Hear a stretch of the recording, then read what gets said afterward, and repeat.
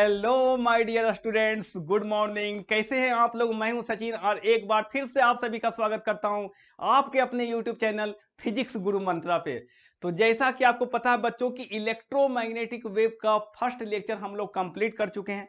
उसमें electromagnetic wave का जो मोस्ट ऑफ द पार्ट था हमने कंप्लीट कर दिया। तो आप बोल सकते हो कि 80% पार्ट आपका कंप्लीट हो चुका है। अब जो रिमेनिंग 20% पार्ट है हमारा, इसमें हमारा इलेक्ट्रोमैग्नेटिक स्पेक्ट्रम और कॉन्सेप्ट ऑफ डिस्प्लेसमेंट करंट यह रह गया।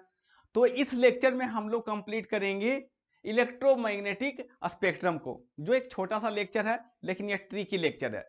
तो जो इससे प्रीवियस लेक्चर में हमने डिस्कस किया था कि what are the waves, what are the electromagnetic waves, their sources, their properties, energy density of electromagnetic wave, intensity of electromagnetic wave, momentum of electromagnetic wave, और ये सारी चीजें बहुत ही इंपॉर्टेंट है। ठीक है, तो जिन्होंने वो लेक्चर नहीं देखा है उसका लिंक डिस्क्रिप्शन बच्चों इस वीडियो के नीचे मिल जाएगा, साथ में आई बटन में भी उसका लिंक मिल जाएगा। तो वहां से जाकर के आप हमारे प्रीवियस लेक्चर को देख सकते हैं। तो आज का जो हमारा लेक्चर है इलेक्ट्रोमैग्नेटिक वेव का पार्ट नंबर 2, जिसमें आज हम लोग डिस्कस करेंगे इलेक्ट्रोमैग्नेटिक स्पेक्ट्रम को। तो आइए बिना देर किए हुए आज का लेक्चर हम लोग स्टार्ट करते हैं। ठीक है, सबसे पहले क्वेश्चन राइज होता है, what are electromagnetic spectrum, what is electromagnetic spectrum. तो बेसिकली क्या होता है बच्चों, ठीक है, कि डिफरेंट फ्रीक्वेंसी और वेवलेंथ के कॉरस्पॉन्डिंग जो हमारा इलेक्ट्रोमैग्नेटिक वेव हैं उनको एक ऑर्डरली पेयर में हमारा क्या किया गया है, अरेंजमेंट किया गया है। ठीक है, उसको एक ऑर्डरली वे में क्या किया गया है, अरेंज किया गया है according to their frequency and wavelength into different groups having widely different properties are called electromagnetic spectrum. ठीक है, तो चलिए हम लोग डेफिनेशन वाइज देख लेते हैं। The orderly distribution of electromagnetic wave, यहां पर आपका लिखा हुआ है the orderly distribution of electromagnetic waves, sorry, the orderly distribution of electromagnetic waves according to their frequency and wavelength into distinct group having widely different properties are called electromagnetic spectrum। ठीक है बच्चों, तो यहां पर यहां से क्वेश्चन क्या आता है कि किसका फ्रीक्वेंसी ज्यादा होता है, किसका वेवलेंथ कितना ज्यादा होता है, ठीक है, किसका एनर्जी ज्यादा है, किसका कम है। तो ये सारी चीजें, क्योंकि आपको पता होगा कि यहाँ पर फ्रीक्वेंसी और वेवलेंथ किसी को याद नहीं रहता है जल्दी, और वो भूल जाते हैं। ठीक है, तो मैं यहाँ पर एक ट्रिक के माध्यम से आपको याद करवाने की कोशिश कर रहा हूं। बस इस वीडियो को आप बहुत ध्यान से देखिएगा, आपको सारा चीज अभी ही याद हो जाएगा, यहीं पर आपको हम याद करवा देंगे। ठीक है, तो चलिए स्टार्ट करते हैं। सबसे पहले मैं आपको एक बताता हूं ट्रिक। क्या, अगर आपका ऑब्जेक्टिव क्वेश्चन आता है कहीं पर, जो लोग नीट वगैरह का एग्जाम दे रहे हैं या जो सीयूईटी का एग्जाम देने वाले हैं, तो इस टॉपिक से आपका क्या आएगा, 4 ऑप्शन दिया रहेगा, इसमें बोलेगा कि किसका फ्रीक्वेंसी ज्यादा है, ये चारों में। ठीक है, तो उसको आपको क्या करना है, आपको एक ट्रिक के माध्यम से आपको मैं बताता हूं। ठीक है, तो आपको ये सीक्वेंस याद रखना है। क्या याद रखना है, रमई भक्स गर्ल्स कॉलेज गए। क्या याद रखना है बच्चों, सबको याद हो जाएगा, रमई भक्स गर्ल्स कॉलेज गए। अब देखिए ये क्या है हमारा, सबसे पहला ये R4, आर क्या रिप्रेजेंट कर रहा है, R4 radio wave, R4 radio wave, M4 microwave, I4 infrared, V4 visible, U4 ultraviolet, X4 X ray, G4 gamma ray and C4 cosmic रे। ठीक है, ये आपका हो गया रमई भक्स गर्ल्स कॉलेज गए। अब होगा क्या, अगर हम लोग लेफ्ट टू राइट मूव करते हैं, अगर हम लोग लेफ्ट टू राइट इस डायरेक्शन में मूव करते हैं बच्चों, तो क्या होता है, हमारा फ्रीक्वेंसी बढ़ता है, फ्रीक्वेंसी बढ़ता है। और आपको पता होगा कि एनर्जी किस तरह से रिलेटेड है फ्रीक्वेंसी से, E इक्वल टू क्या होता है हमारा, H और इंटू F होता है। और यहाँ पर बच्चों आपको पता है कि यहाँ पर H जो होता है वो प्लैंक्स कांस्टेंट होता है, और ये हमारा एक कांस्टेंट है। ठीक है, जिसका वैल्यू होता है 6.626 into 10 to the power of -34 joule second. तो ये तो केवल और केवल एक मल्टीप्लाइंग फैक्टर हो गया, एक कांस्टेंट है। इसका मतलब हम लोग बोल सकते हैं कि एनर्जी क्या होगा, that is directly proportional to frequency. Energy is directly proportional to frequency. इसका मतलब एनर्जी ज्यादा तो क्या हो जाएगा, फ्रीक्वेंसी ज्यादा, मतलब फ्रीक्वेंसी अगर ज्यादा है तो एनर्जी भी क्या है उसका ज्यादा है। अब यहाँ पे आ जाइए, आपको पता होगा कि यहाँ पर क्या होता है, हमारा फ्रीक्वेंसी और वेवलेंथ एक दूसरे से क्या है, इनवर्सली रिलेटेड है। सो फ्रीक्वेंसी क्या होता है, इनवर्सली प्रोपोर्शनल टू वेवलेंथ। ठीक है, इसका मतलब क्या हो गया, अगर फ्रीक्वेंसी बढ़ रहा होगा तो वेवलेंथ क्या हो रहा होगा, घट रहा होगा। ठीक है, तो इस डायरेक्शन में अगर हम लोग मूव करेंगे तो फ्रीक्वेंसी क्या होगा बच्चों, फ्रीक्वेंसी इंक्रीज करेगा। इस डायरेक्शन में क्या होगा, फ्रीक्वेंसी मेरा इंक्रीज किया और फ्रीक्वेंसी इंक्रीज किया, इसका मतलब क्या हो गया, हमारा एनर्जी इंक्रीज करेगा और एनर्जी इंक्रीज करेगा, लेकिन वेवलेंथ क्या होगा बच्चों, वेवलेंथ क्या होगा हमारा, डिक्रीज करेगा। अब इसमें बताइए, ये आपको सीक्वेंस याद रखना है। तो सबसे हाईएस्ट वेवलेंथ किसका होगा, सबसे हाईएस्ट वेवलेंथ किसका होगा बच्चों, रेडियो वेव। रेडियो वेव का क्या होगा, हमारा सबसे हाईएस्ट वेवलेंथ होगा। इसका क्या हो गया, सबसे हाईएस्ट वेवलेंथ हो गया, इसका हो गया हाईएस्ट वेवलेंथ। लेमडा क्या होगा, इसका मैक्सिमम होगा। ठीक है, पूरे इलेक्ट्रोमैग्नेटिक स्पेक्ट्रम में सबसे हाईएस्ट वेवलेंथ किसका होगा, रेडियो वेव का। फिर इस तरह से क्या होगा, डिक्रीज होता चला जाएगा क्या हमारा वेवलेंथ, और सबसे लोएस्ट वेवलेंथ क्या होगा हमारा, कॉस्मिक वेव का। यहां पर हमारा ये हो गया हमारा लेमडा मिनिमम। ठीक है, अच्छा फ्रीक्वेंसी बढ़ रहा है, इसका मतलब क्या होगा, इसका हमारा वेवलेंथ मैक्सिमम है, इसका मतलब फ्रीक्वेंसी क्या होगा, इसका फ्रीक्वेंसी क्या होगा, मिनिमम। और इधर फ्रीक्वेंसी क्या बढ़ते चला जाएगा, तो इधर फ्रीक्वेंसी होगा हमारा मैक्सिमम। क्लियर है बात। तो आपको इस तरह से आपको याद रखना है, क्या याद रखना है, रमई भक्स गर्ल्स कॉलेज गए। ठीक है, चलिए आपको याद हो जाएगा। अब एग्जैक्ट फ्रीक्वेंसी और यहां से ऑब्जेक्टिव क्वेश्चन आपको सॉल्व हो जाएगा। ठीक है, 4 ऑप्शन दिया रहेगा, बोलेगा which of the following having the maximum energy, 4 option रहेगा, या मैक्सिमम फ्रीक्वेंसी या मैक्सिमम वेवलेंथ। तो इससे रिलेट कर करके आप बना लोगे क्वेश्चन। अब आती है क्वेश्चन क्या, कि यहां पर हमारा उसका प्रॉपर्टीज क्या है और अलग अलग फ्रीक्वेंसी और वेवलेंथ का रेंज क्या है। ठीक है, तो उसको भी अभी हम याद करवा देते हैं आपको एक ट्रिक के माध्यम से। देखिए कैसे याद रखना है, यहां पे आपको बच्चों अगर हम एनर्जी की बात करें तो एनर्जी आप कैसे याद रखोगे।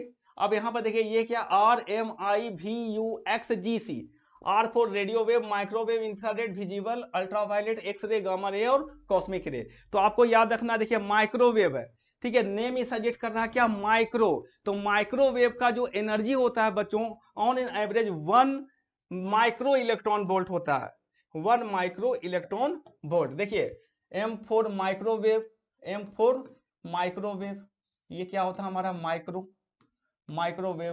तो माइक्रोवेव का एनर्जी, माइक्रो का एनर्जी क्या हो गया, 1 माइक्रो इलेक्ट्रॉन वोल्ट। ठीक है, उसके बाद में क्या होगा, इंफ्रारेड, इसका होता है 1 मिली इलेक्ट्रॉन वोल्ट। उसके बाद विजिबल 1 से 2 इलेक्ट्रॉन वोल्ट, 1 से 2 इलेक्ट्रॉन वोल्ट। अल्ट्रावायलेट का फिर एनर्जी बढ़ते चला जाएगा, मैंने बताया था एनर्जी बढ़ते चला जाएगा, फ्रीक्वेंसी बढ़ते चला जाएगा।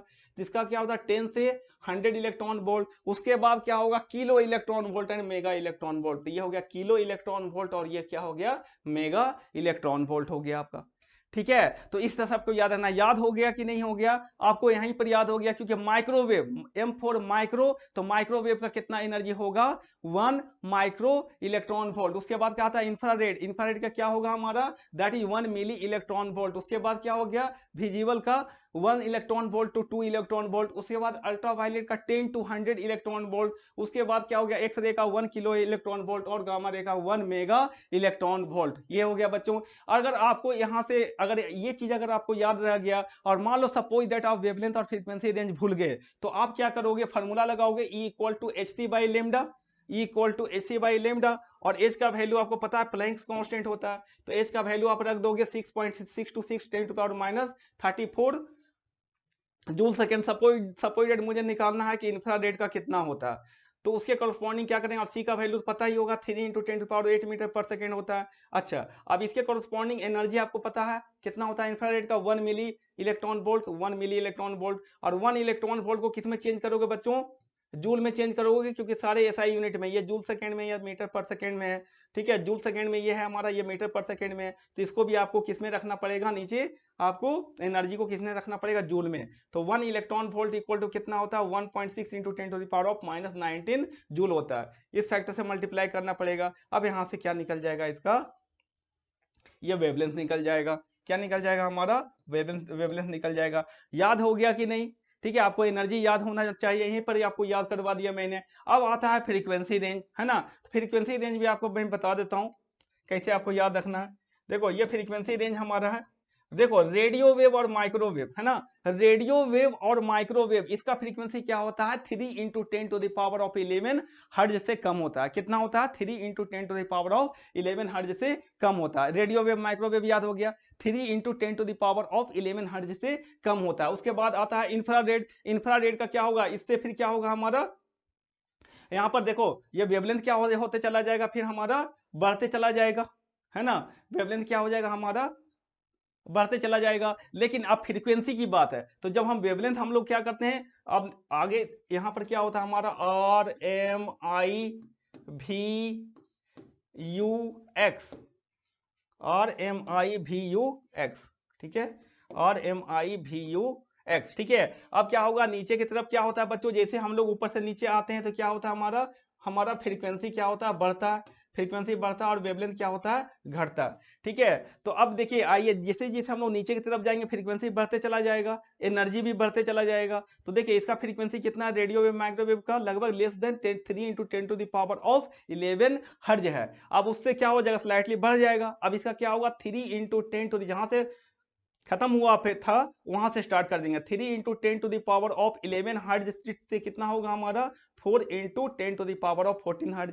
तो इंफ्रारेड का कितना हो जाएगा, 3 इंटू 10⁻11 टू 4 इंटू 10⁻14 हर्ज। उसके बाद विजिबल का कितना हो जाएगा, 4 इंटू 10⁻14 से 7.5 इंटू 10⁻14 हर्ज। उसके बाद क्या हो जाएगा हमारा अल्ट्रावायलेट, जहां पर ये खत्म हुआ तो वहां से स्टार्ट कर दो, 10⁻14 हर्ज टू 10⁻17 हर्ज। उसके बाद एक्स रे का 3 इंटू 10⁻17 से 3 इंटू 10⁻20 हर्ज, और फिर ग्रेटर देन 10⁻20 हर्ज, है ना। एफ ग्रेटर देन 3 इंटू 10⁻20 हर्ज। याद हो गया कि नहीं हो गया, बताइए यहाँ पर। सबसे पहले क्या था हमारा, रेडियो वेव माइक्रोवेव, उसका कितना होता है, एफ लेस देन 3 इंटू 10⁻11 हर्ज। उसके बाद हमारा क्या आ गया हमारा, इंफ्रारेड। इंफ्रारेड का 3 इंटू 10⁻11 टू 4 इंटू 10⁻14 हर्ज। उसके बाद आ गया हमारा क्या, विजिबल।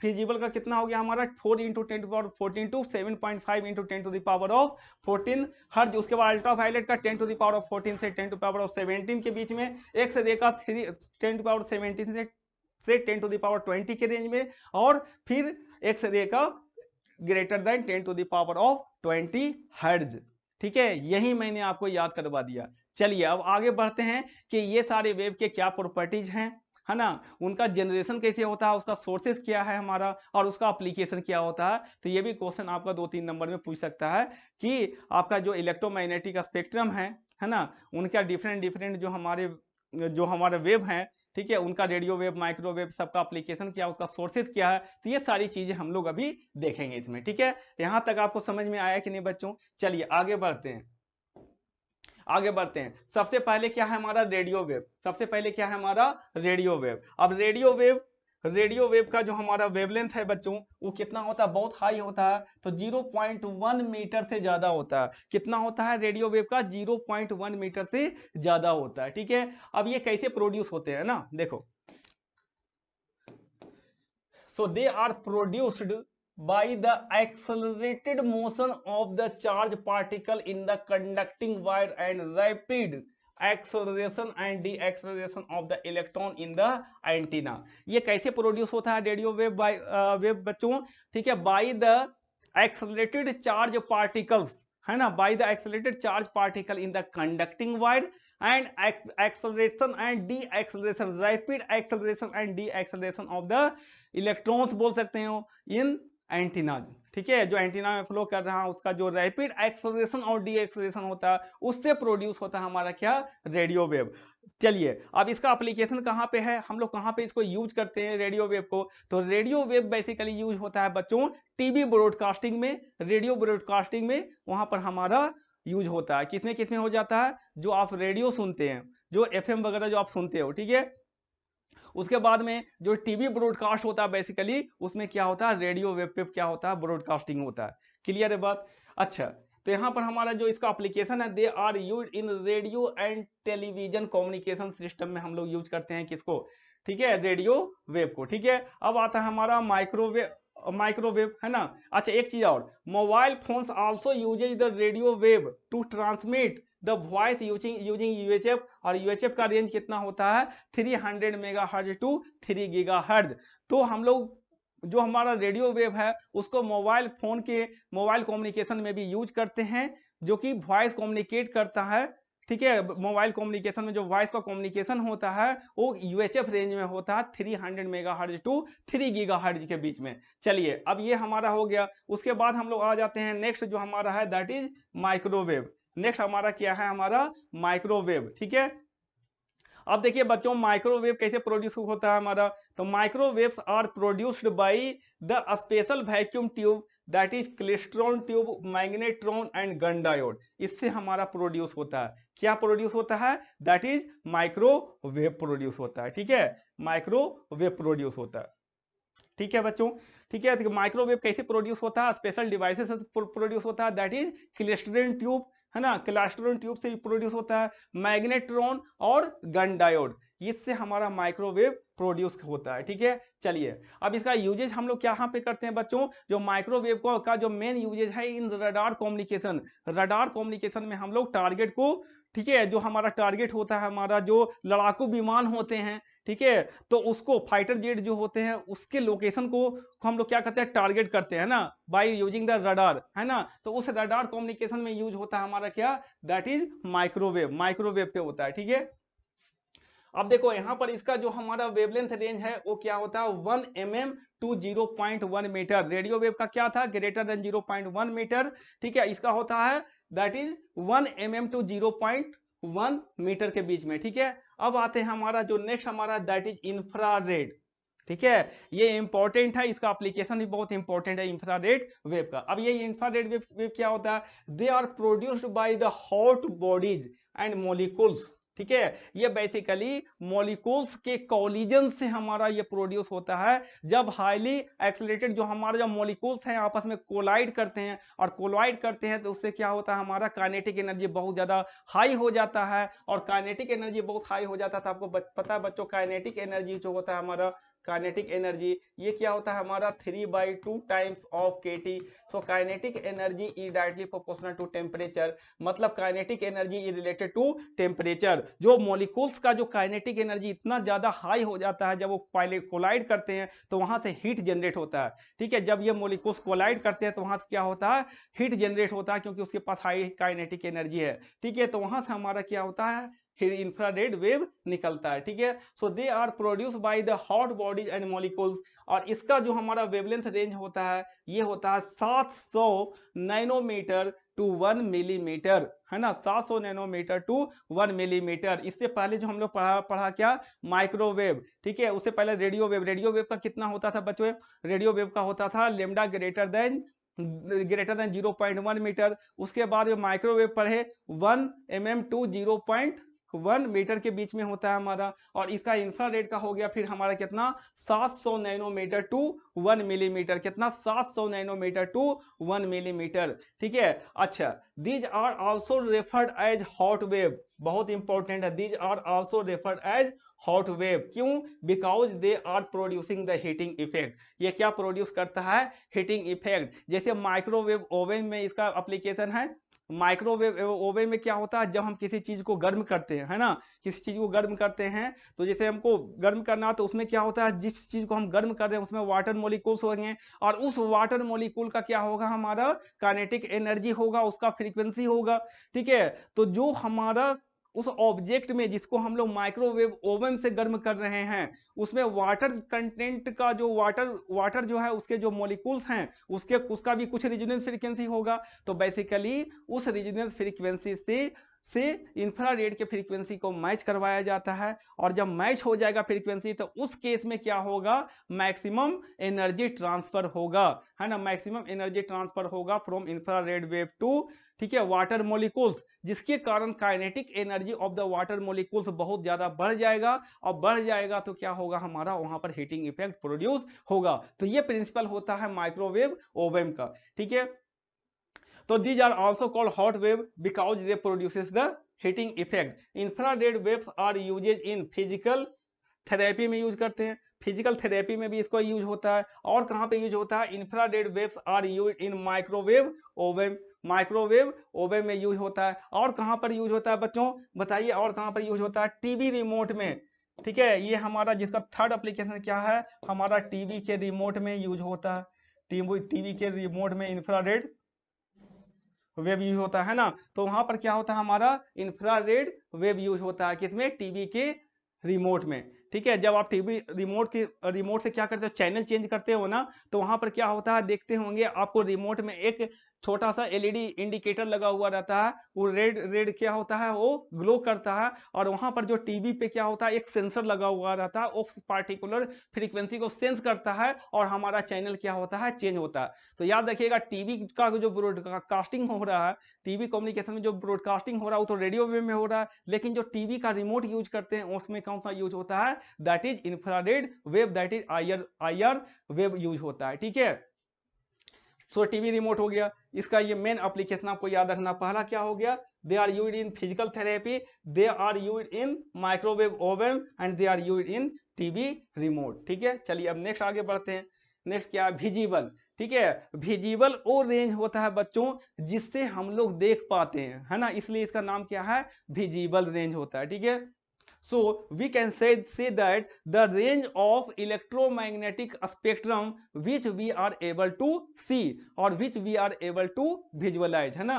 चलो, विजिबल, दे आर प्रोड्यूस, अब कैसे प्रोड्यूस होता है? They are produce by the electron, है ना, they are produced when an electron jump from one orbit to another orbit. तो बेसिकली ये भी कहाँ से प्रोड्यूस हो रहा है? हमारा एटॉमिक एक्साइटेशन से प्रोड्यूस हो रहा है। ठीक है, तो अब देखो यहाँ पर जब एटम के अंदर में जब एक इलेक्ट्रॉन हायर ऑर्बिट से लोअर ऑर्बिट में क्या करता है? जंप करता है, तो वहां पर क्या होता है? डिफरेंट वेवलेंथ निकलते हैं। ठीक है, तो यहाँ पर इसका भी प्रोडक्शन जो हमारा है, विजिबल रेंज का जो प्रोडक्शन होता है वो भी क्या होता है? हमारा एटॉमिक एक्साइटेशन से। मतलब क्या हो रहा है? अगर एक इलेक्ट्रॉन हायर ऑर्बिट से लोअर ऑर्बिट में आ रहा है तो वहां से भी हमारा विजिबल स्पेक्ट्रम निकलता है।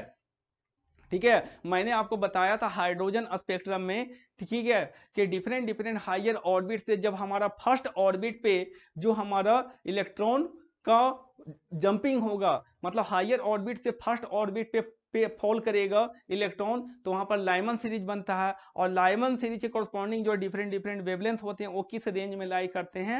ठीक है, अल्ट्रावायलेट में। अगर हायर ऑर्बिट से सेकेंड ऑर्बिट पे सारे इलेक्ट्रॉन जंप कर रहे हैं या सारे इलेक्ट्रॉन फॉल कर रहे हैं, तो वहां पर जो वेवलेंथ का सीरीज बनता है वो क्या होता है? बामा सीरीज होता है, और वो विजिबल रेंज में लाई करता है। उसी तरह से हमारा हायर ऑर्बिट से थर्ड ऑर्बिट पे, any higher orbit to third orbit में अगर इलेक्ट्रॉन का मूवमेंट हो रहा है तो वहां पर जो सीरीज ऑफ वेवलेंथ बनता है वो कौन सा सीरीज होता है? लाइमन बामन के पास पास्चन सीरीज होता है, फिर ब्रैकेट होता है, फिर फंड सीरीज होता है।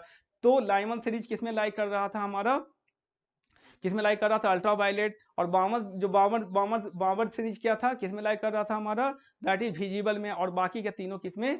दैट इज किसमें कर रहा था? इंफ्रारेड रीजन में। ठीक है, तो इस तरह से हम लोग बोल सकते हैं कि जो हमारा विजिबल स्पेक्ट्रम है ये हमारा जो प्रोड्यूस हो रहा है वो कहाँ से प्रोड्यूस हो रहा है? From the jumping of electron from one higher orbit to lower orbit. ठीक है, अच्छा, अब ये विजिबल स्पेक्ट्रम जो हमारा बच्चों ये विजिबल स्पेक्ट्रम है, ठीक है, इसमें कौन कौन से होते हैं? इसमें होता है क्या? विबग्योर, सबको याद होगा, ये विबग्योर होता है। V for violet, I for indigo, B for blue, G for green, Y for yellow, O for orange and R for red. ठीक है, तो ये हमारा क्या?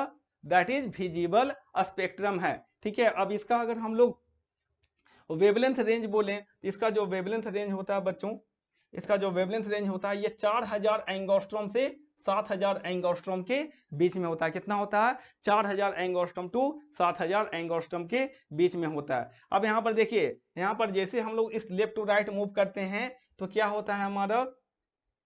ठीक है, तो उसका रेट का क्या होता है? वेवलेंथ हाईएस्ट होता है। तो जो हम लोग लेफ्ट टू राइट मूव करते हैं तो वेवलेंथ क्या होता है? इंक्रीज करता है, फ्रीक्वेंसी क्या होता है? डिक्रीज करता है। इसका मतलब मैक्सिमम फ्रीक्वेंसी किसका होगा? हाईएस्ट फ्रीक्वेंसी वायलेट का होगा, और मिनिमम वेवलेंथ होगा इसका इसका क्या होगा? मिनिमम वेवलेंथ होगा। और जो रेड है हमारा उसका हाईएस्ट वेवलेंथ होगा और मिनिमम फ्रीक्वेंसी होगा। ठीक है, चलिए, ये हमारा विजिबल स्पेक्ट्रम है। अब नेक्स्ट हम लोग चलते हैं अल्ट्रावायलेट। अल्ट्रावायलेट का जो हमारा वेवलेंथ रेंज है बच्चों, 1 नैनोमीटर टू 400 नैनोमीटर। कितना होता है? 1 नैनोमीटर टू 400 नैनोमीटर के बीच में। They are also produce by the inner shell electron in the atom moving from one higher energy level to lower energy level. ये भी आइटम के अंदर इलेक्ट्रॉन के जंपिंग से प्रोड्यूस होता है ना। चलो अब ये क्या होगा हमारा? They are also produce by the electric arc. Electric arc और सनलाइट, यहां से भी प्रोड्यूस होता है क्या? अल्ट्रावायलेट रे। ठीक है, इलेक्ट्रिक आर्क और sunlight is also the source of ultraviolet रे। आप बोलते थे ना कि अल्ट्रावायलेट रेज जो हमारा सन से निकलता है उसको प्रोटेक्ट करने के लिए हमारा ओजोन लेयर्स वगैरह होते हैं, तो sunlight is the source of ultraviolet rays, है ना। अब आता है इसका यूजेज कहाँ पे करते हैं? They are use in food preservation, है ना, food preservation as it has lethal effect on the micro organism. ठीक है, it is having the lethal effect on the micro organism. ठीक है, तो इसको हम लोग यूज करते हैं किसमें? अल्ट्रावायलेट रेज को किसमें यूज करते हैं? फूड प्रिजर्वेशन में यूज करते हैं। चलिए अब नेक्स्ट हमारा क्या है? That is x ray. एक्सरे क्या होता है बच्चों? एक्सरे का जो हमारा वेवलेंथ रेंज है ये होता है हमारा कितना? 10 to the power of -3 nanometre to 1 nanometre के बीच में होता है। ठीक है, so they are produced by the X ray tube. कैसे प्रोड्यूस होता है? ये एक्स रे ट्यूब के द्वारा प्रोड्यूस होता है। वहां पर हीटिंग क्या होते हैं? हीटिंग कैथोड होता है, वहां से इलेक्ट्रॉन जनरेट होता है, तो वहां से जो हमारा वेव निकलता है वो क्या होता है हमारा? दैट इज एक्स रे, है ना। So they are produce by the X ray tube. अब उसको हम लोग कहाँ पे यूज करते हैं एक्स रे को? आपने कभी क्या करवाया होगा? एक्सरे करवाया होगा, है ना। तो वहां पर हम लोग यूज करते हैं, तो मेडिकल डायग्नोसिस में यूज करते हैं। कहां पे यूज करते हैं इसको? मेडिकल डायग्नोसिस में यूज करते हैं। Because X ray can pass through the flesh. Flesh मतलब मांस, है ना, मतलब वो क्या हो सकता है? फ्लेश से पास कर सकता है, but can not pass through the bones. वो बोन्स के थ्रू, ठीक है, पेनिट्रेट नहीं कर सकता है। ठीक है, तो इसलिए हम लोग यूज करते हैं किसको? एक्सरे को मेडिकल डायग्नोसिस में यूज करते हैं। ठीक है, अब नेक्स्ट हमारा आ जाता है जो कि बहुत ही important, that is gamma ray, है ना। गामा रे का जो हमारा वेवलेंथ रेंज है बच्चों, ये less than 10 to the power of -3 nanometre है। इसको हम लोग कहाँ पे यूज करते हैं? इसको हम लोग कहाँ पे यूज करते हैं? दे आर, ठीक है, आप देखो गामा रे का हमारा फ्रीक्वेंसी बहुत हाई होता है, और हाई फ्रीक्वेंसी मतलब हाई एनर्जी, और हाई एनर्जी मतलब क्या होता है? Strong penetrating power. ठीक है, यह जो गामा रेज होते हैं उसका फ्रीक्वेंसी क्या होता है? बहुत हाई होता है, और फ्रीक्वेंसी हाई मतलब एनर्जी हाई, और एनर्जी हाई मतलब उसका हाई पेनिट्रेटिंग पावर होता है। ठीक है, तो यहाँ पर gamma ray, hence they are use to kill the cancerous cells, है ना। कैंसर सेल्स को किल करने के लिए हम लोग यूज करते हैं किसको? गामा रे को, है ना। अब they are also used to preserve the food stuff for the long time because the soft gamma rays can kill the microorganism। ठीक है, इसको भी हम लोग फूड स्टफ प्रिजर्वेशन के लिए यूज करते हैं, because the soft gamma rays can kill the micro organism. ठीक है, तो ये सारी चीजें थी किसमें? इलेक्ट्रोमैग्नेटिक स्पेक्ट्रम में। इस वीडियो को आपने अगर सही से देखा होगा तो आई थिंक, मुझे नहीं लगता है कि यहाँ से क्वेश्चन आपको छूटने वाले हैं। ठीक है, so thank you very much, और हम लोग मिलते हैं अब नेक्स्ट वीडियो में। तब तक के लिए thank you and all the best.